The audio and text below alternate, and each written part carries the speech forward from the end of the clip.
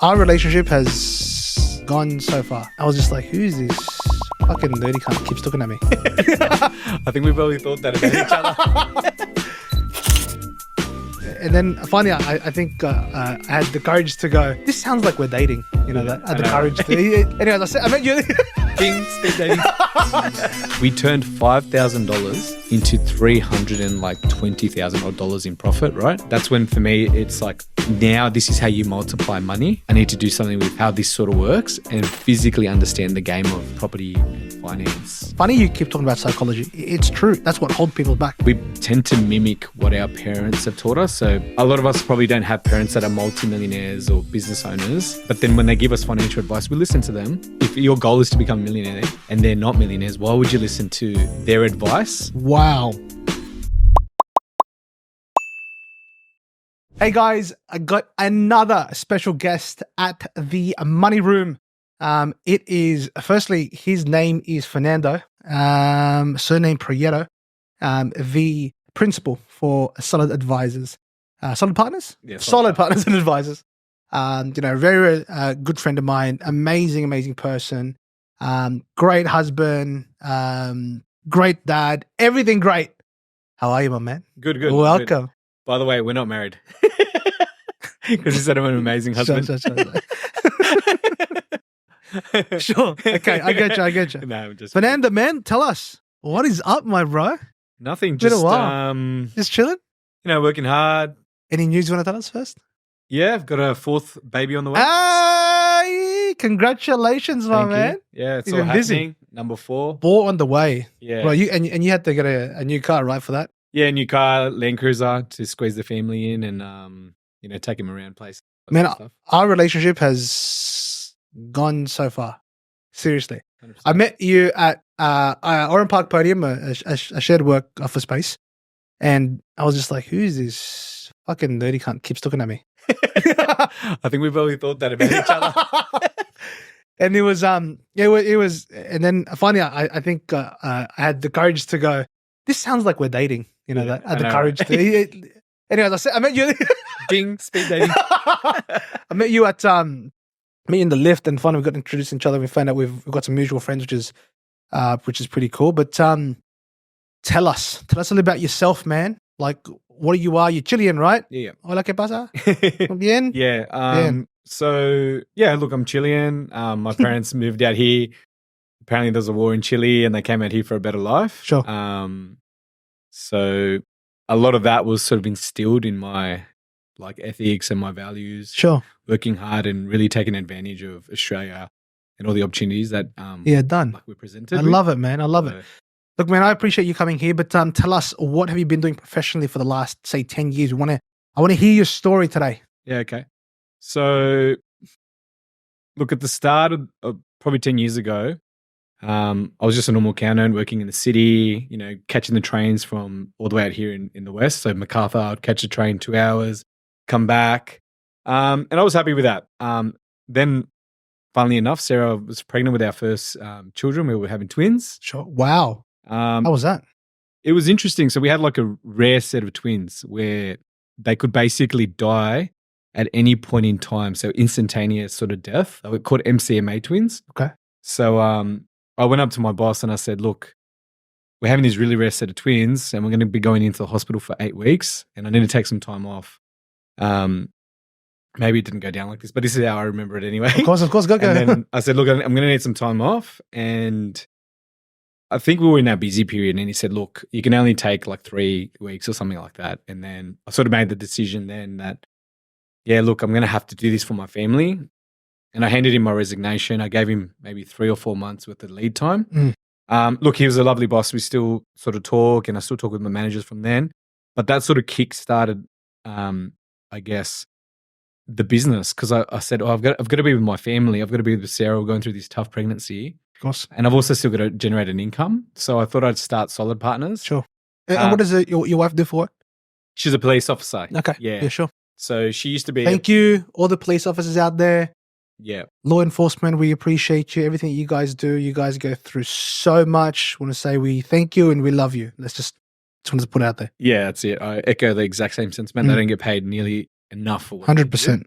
So then I started the business at that sort of point in our life. The business is actually named after Sarah. So Solid Partners, Sarah Prieto. That Aye! no one really knows that. So we Man, you gave me goosebumps. yeah. So yeah, look, that was testament to her and the struggles that she was going through. I thought I'd start the business to get it all going. And yeah, we went through all that period. I remember when I left my previous workplace, they gave me one client. They said, look, we had this client that was a bit tough, and they said, look, do you want to take over it? And I remember this till this day, it was a bookkeeping client, which we don't really do much of bookkeeping at the moment. And I went to this doctor's office in Martin Place in this like tiny little office with like files everywhere. And that was our first client that we ever got at Solid Partners.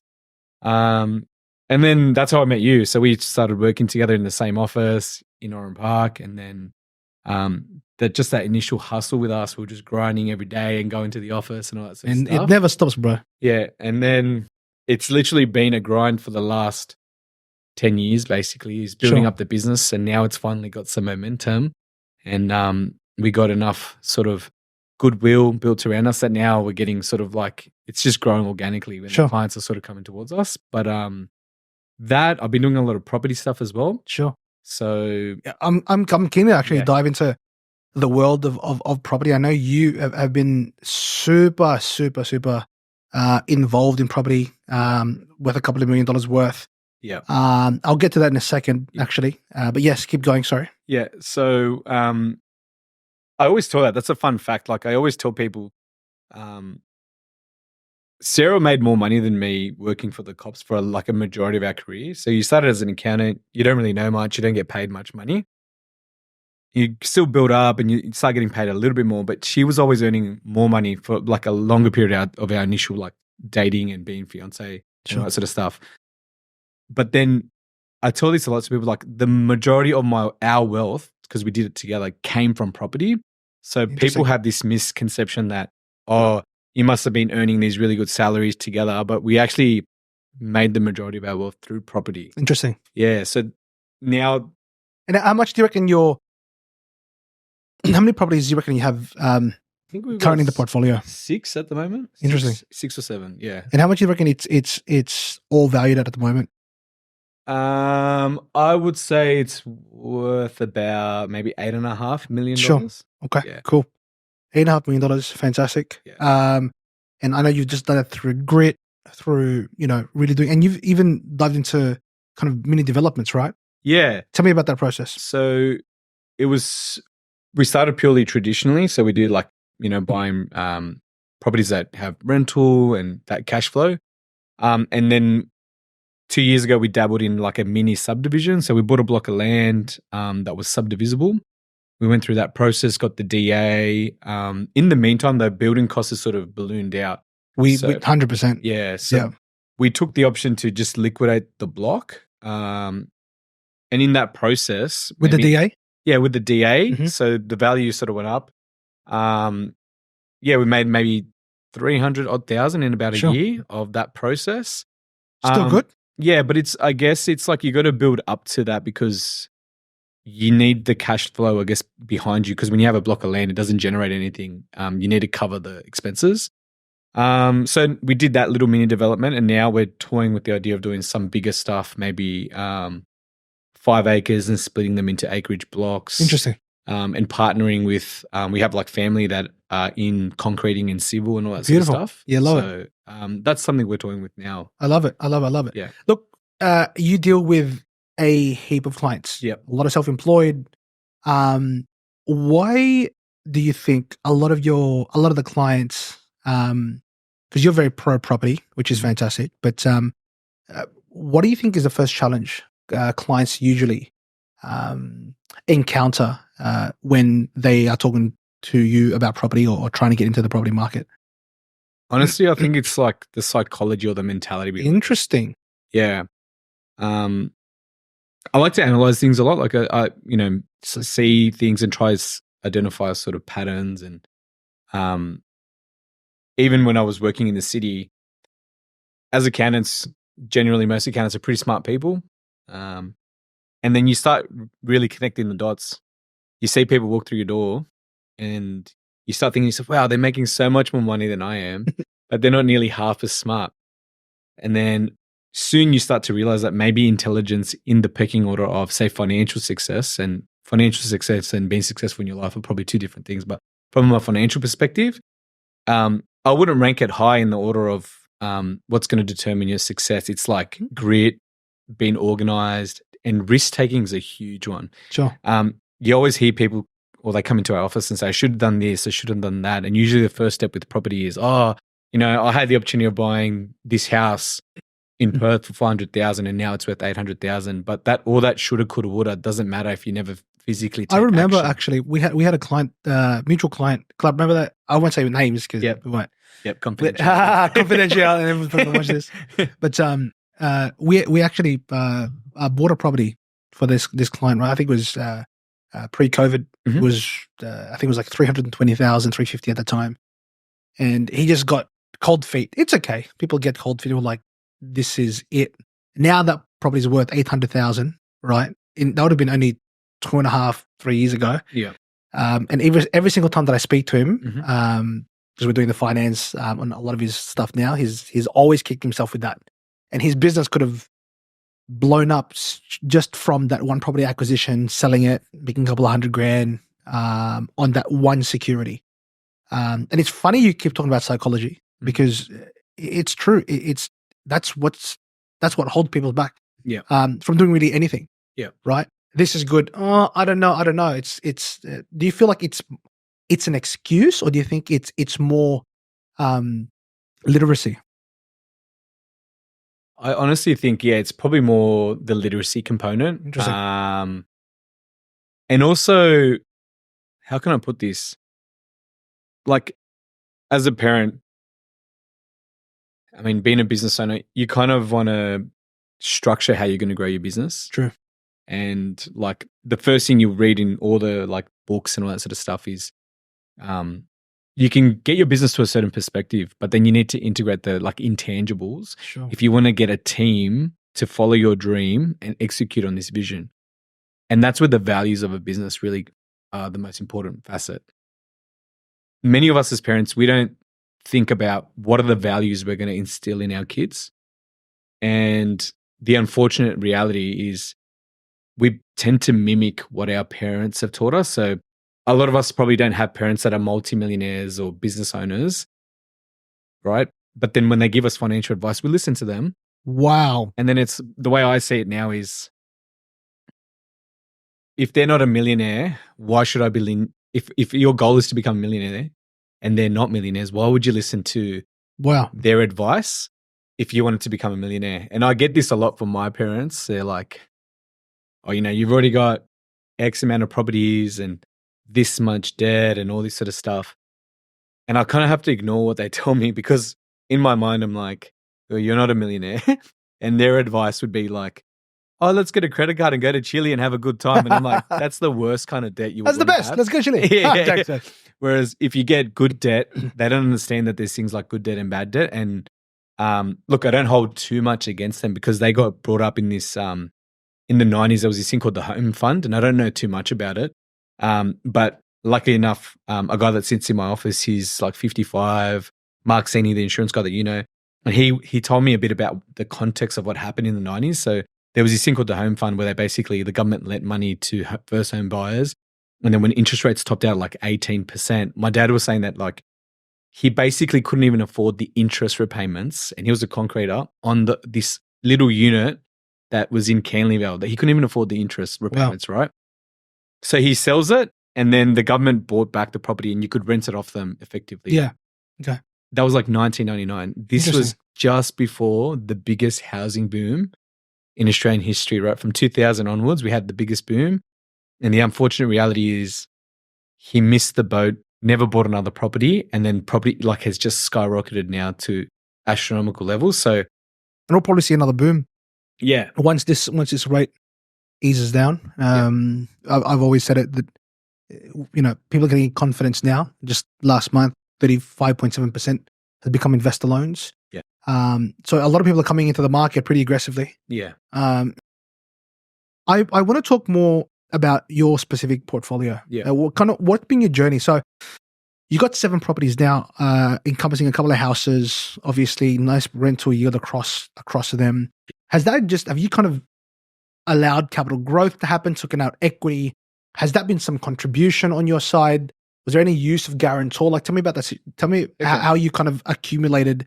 $9 million worth of property isn't a small feat. Yeah. So tell me what it looked like from the start, acquisition. Let's talk about that. Okay. It's actually an interesting story. So I had just finished uni and I had this old Honda Integra. And I think I just got my first accounting job. And like any sort of teenager in that sort of period, I was doing it up. Like that was my thing.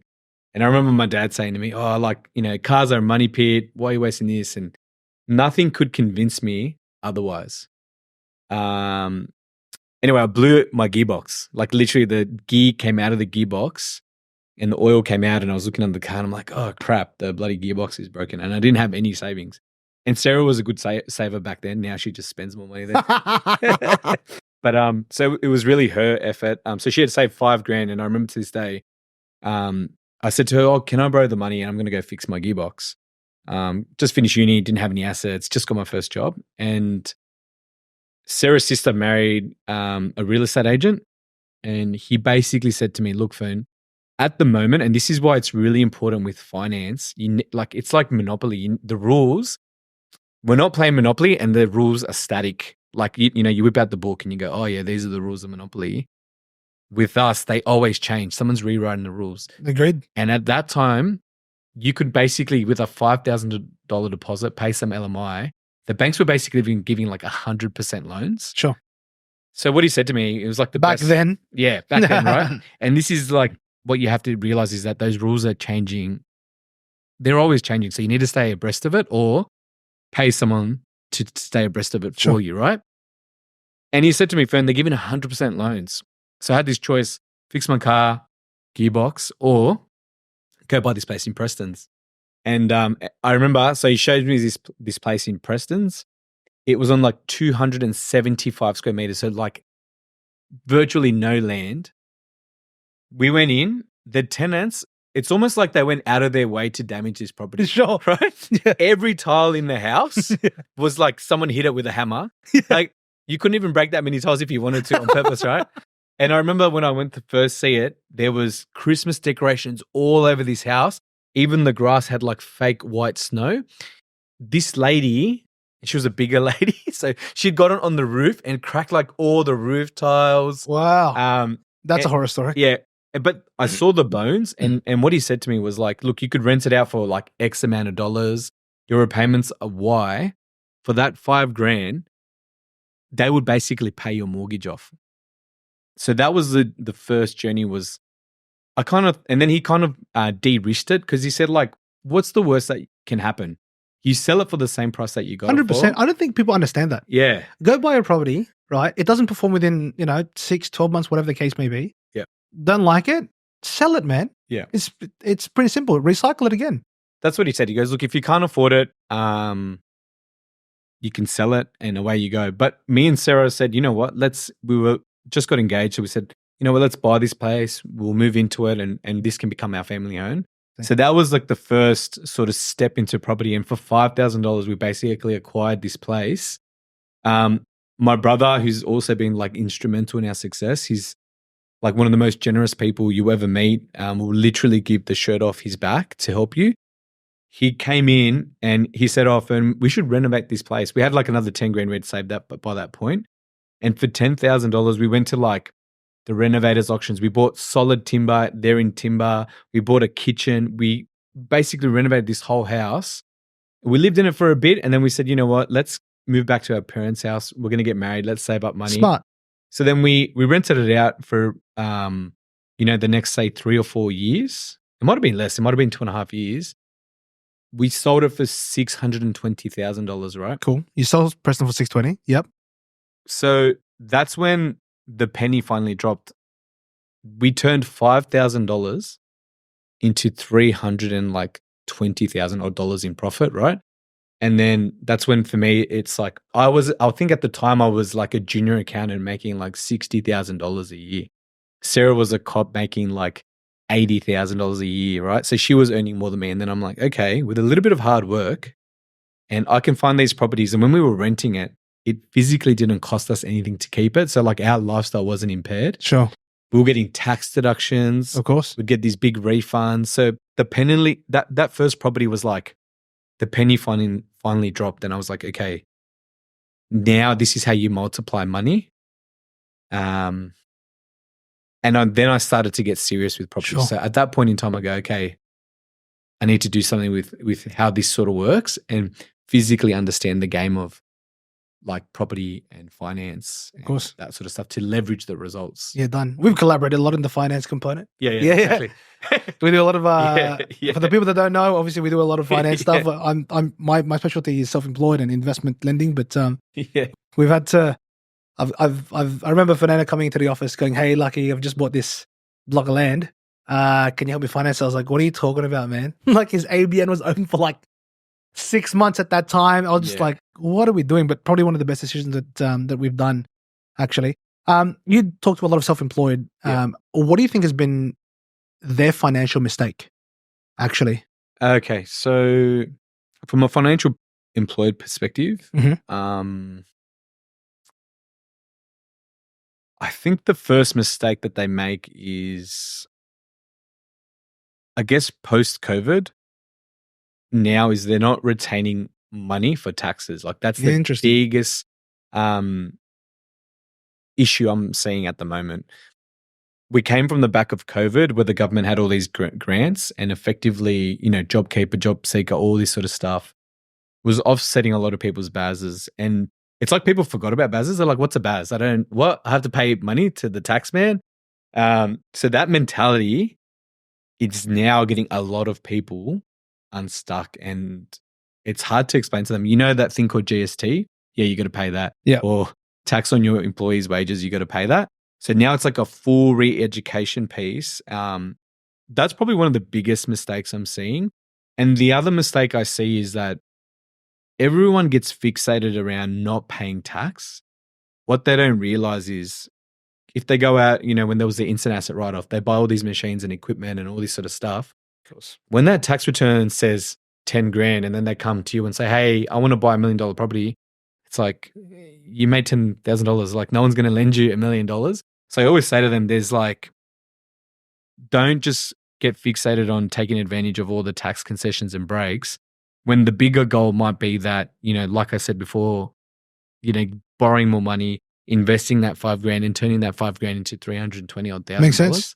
Yeah. So that's what I was trying to say to them because they always, they get stuck on the tax problem. They're like, I don't want to pay tax. I don't want to pay tax. But they don't realize, okay, that means that you're closing the doors on opportunities to buy properties or whatever other investments that you deem worthy, be it shares or whatever.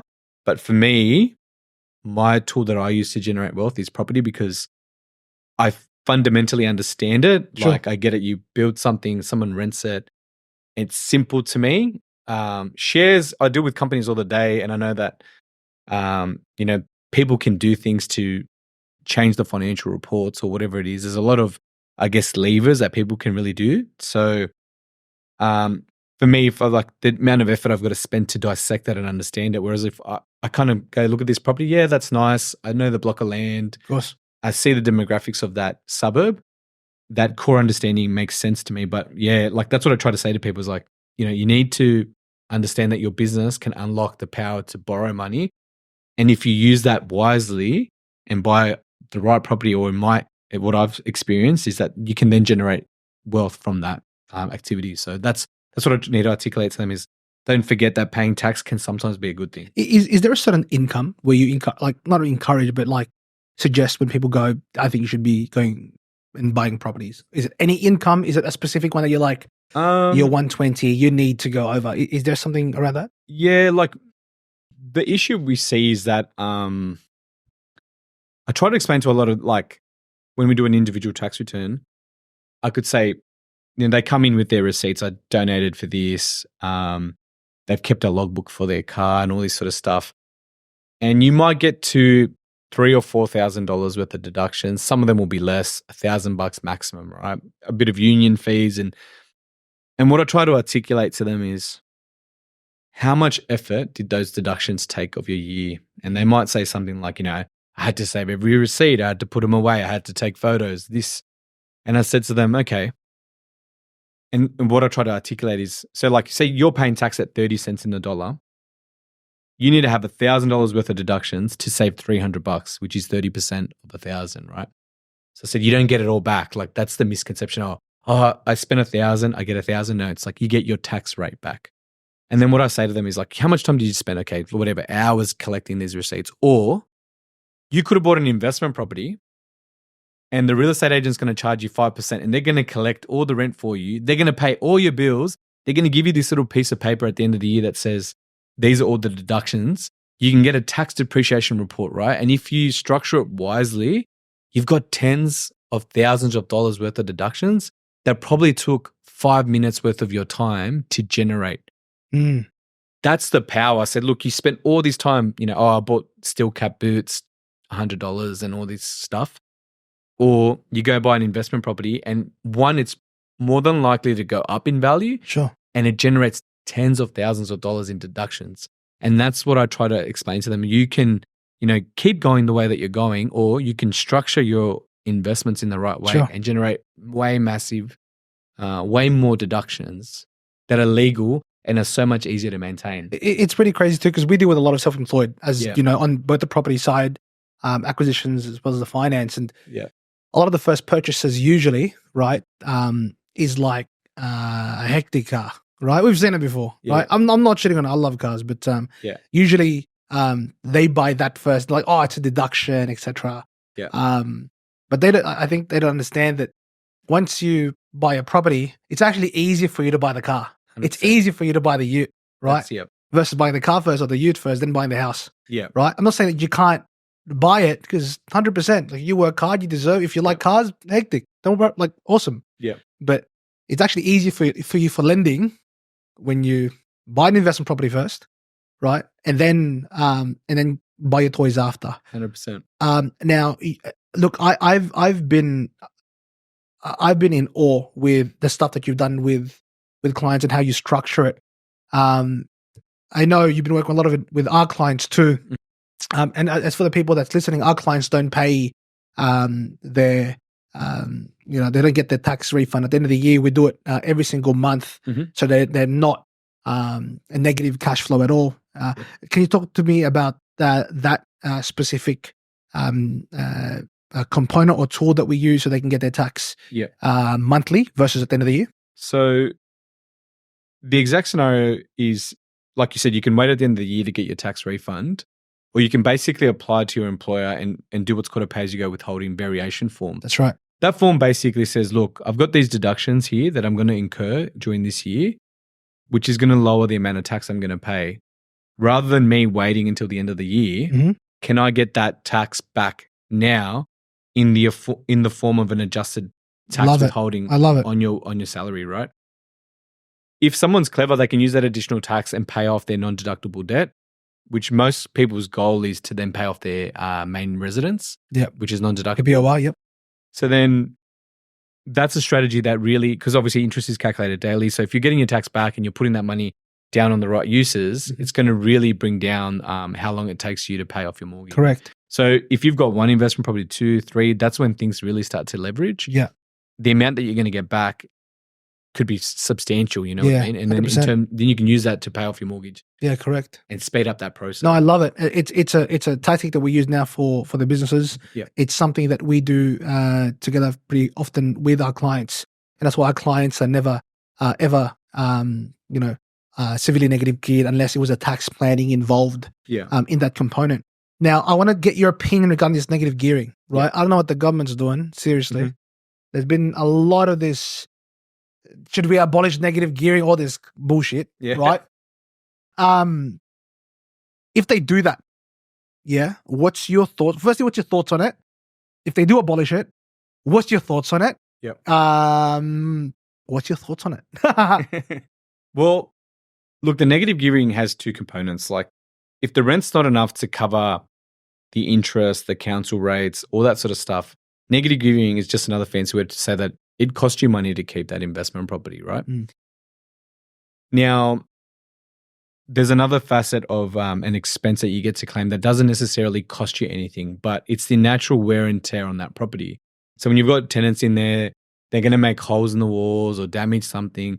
So the overall structure is depreciating, and you get to claim that also back in your tax return. That's a non-cash expense. So all that negative gearing is saying, for example, like if we do just a really, really simple example, you got $10,000 in rent, and then you spent, I don't know, $2,500 on interest, $2,500 on council, and you get all the way down and just say it's zero. You didn't make any money on the rent because it all went out on and then you come and you claim what's called this depreciation. So now you're actually negative. You lost $10,000 and you get to claim that against your wages. And now the government gives you a tax refund, right? Sure. I think that it's unfair because that depreciation is then bringing down the cost of your property, right? So say you bought the property for $1 million. Yeah, no, that makes sense. And the house was $500,000 and the land was $500,000. If you keep that property for 40 years and you write off all of the depreciation, your actual cost of that investment now is only $500,000. So when you sell it, you're paying tax not from the million, you're actually going to pay tax from the $500,000, and the government's taxing you. So it's unfair that, okay, yeah, we get to claim it, but then when we sell it, now the government wants their share of that tax back, right? So I guess the argument is you can't have it both ways. And personally, I think investors play a really vital component in the housing supply. Like, I think I read yesterday there was like 44,000 houses started in New South Wales, and we need like 1.2 million is what the government's sort of articulating in the news. We need 1.2 million homes in the next 10 years. Yeah, no.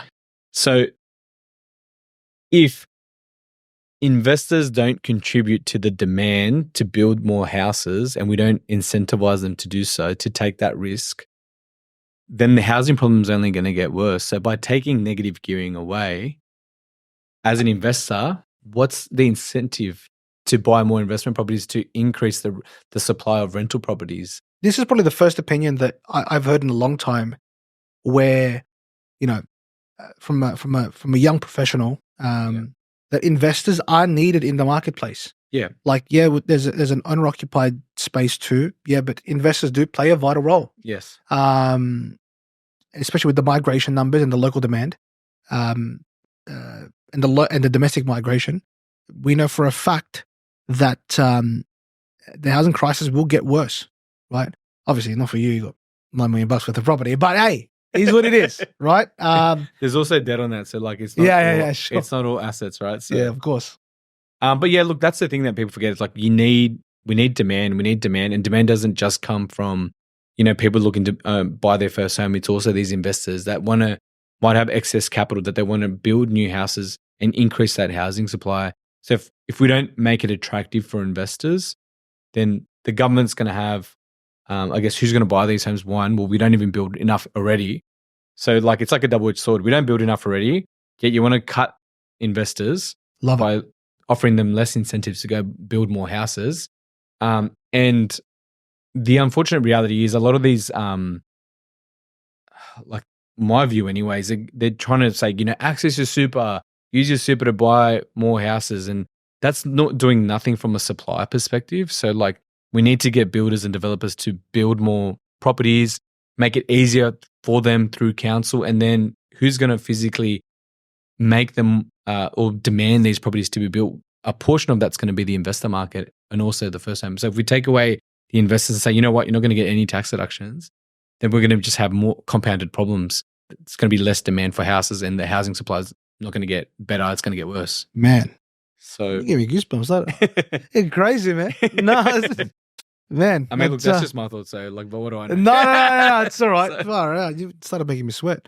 Okay, cool. Now look, we're kind of wrapping up here, but I've got a top 5 rapid questions. Anyways, I want to do that.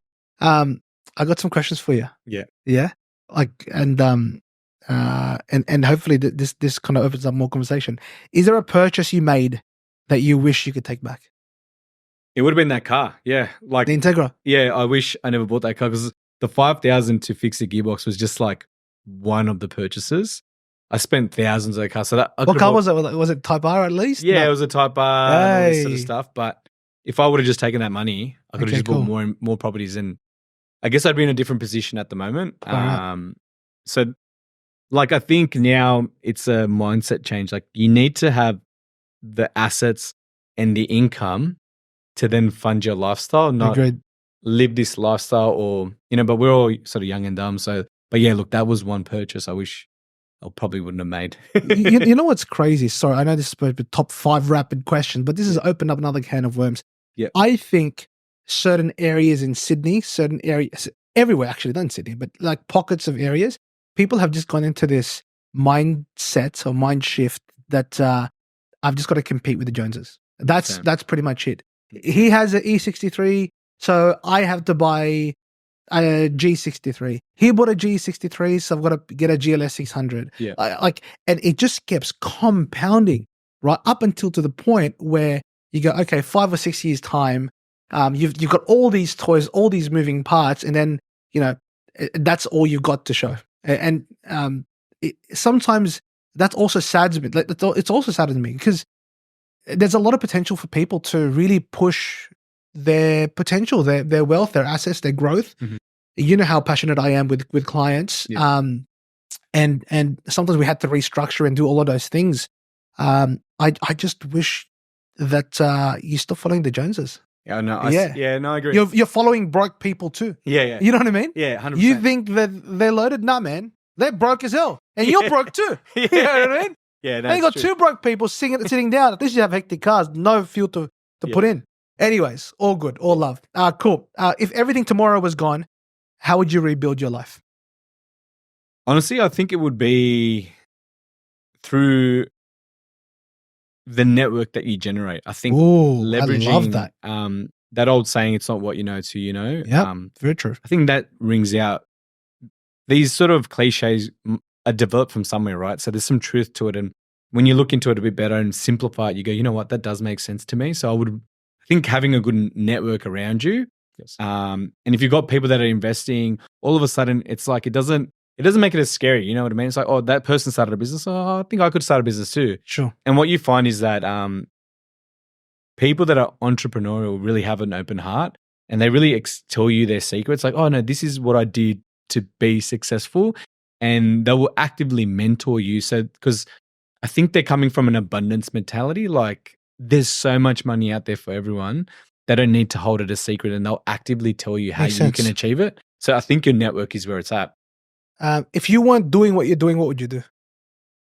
Definitely be like a builder, I think. Really? Yeah. I think you've already done that, man. You've built half your houses. I think that's the key. I wish I would have done, like accounting's good because you need the numbers, but I wish I would have done something also connected to like building or construction. I think that is super powerful. Understanding, the rules and regulations, all that sort of stuff. So, what's one thing you won't stop buying, good or bad? Properties. All right. I love it, man. Yeah. And what's something money could never fix for you?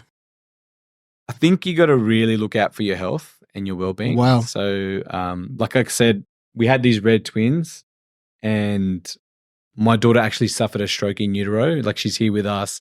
That really hit home for me. It's like, you can make all this money, but if you don't give back to the community or really, those cliche things that my mum would always say, it's like you always just, doesn't matter what the sex of the baby is, it's the health.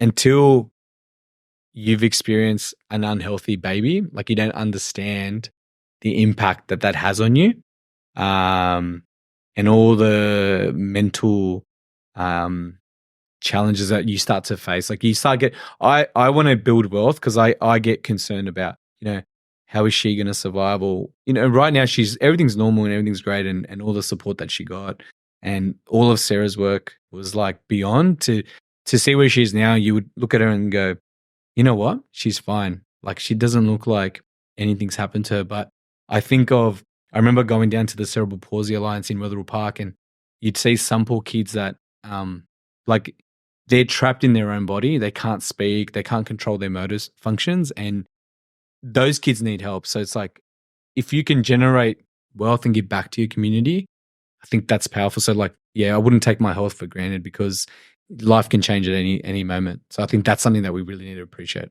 Man, I uh, wow.